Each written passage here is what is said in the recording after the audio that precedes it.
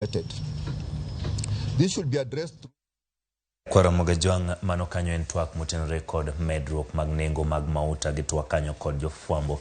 Lipot motenore kod mano bendo bokelo ni weche manyien mabiro godhiambo. Kapod wantiere weche motenore kod mauta en ni jopiny medo nyiso ichwang' kod okang' mar medo nengo modhi nyamburko kod mauta mar taya kod shillings 16 kata kind shillings 16 nyaka 33 kochakre odiechieng' ma kawuono.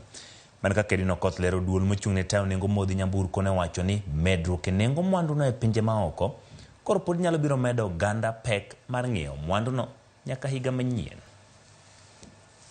Otieno ma piny rugodo tich abich, duol mochung'ne tayo nengo modhi nyamburko kod teko stima EPRA ne olando medruok e nengo petrol, diesel kod mauta mar taya omenda mamalo mogik chakore dwe mar 9 higa mokalo. Petrol nengone ne oidho kod siling 16 gotonglo chike lita ka lita. Diesel ma itiyogo e mitokni mag ting'o jowuoth kod osigo bende ne omed nengone kod siling 21 gotonglo 3. Ka mauta mar taya koro sani oidho kod siling 33 gotonglo 1. Ne johala, jowuoth koro nyaka wij pek mar medruok e nengo modhigo. Ok wamor gi gima wachiew kawuono gokinyi to wayudo kotimore.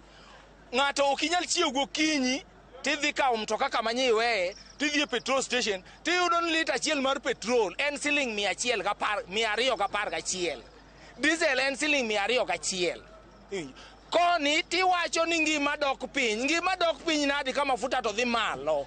Winjo, en wach marach kabisa nikech dhi chuno wan kaka joma tiyo transport sector mar mondo wamed transport na abiria ma idho mtoka. Giwacho ni okang' ma kamano dhi medo pek mar ngima nikech nengo mwanduno ni kod mbiye wi nengo mwandu mamoko.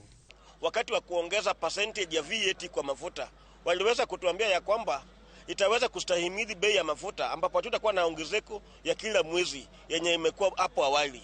Rais wetu aliweza kutoa subsidy ya mafuta ambapo alisema hakuna haja kuweka subsidy lakini atasaidia wananchi wa Kenya kudhibiti hali ya maisha.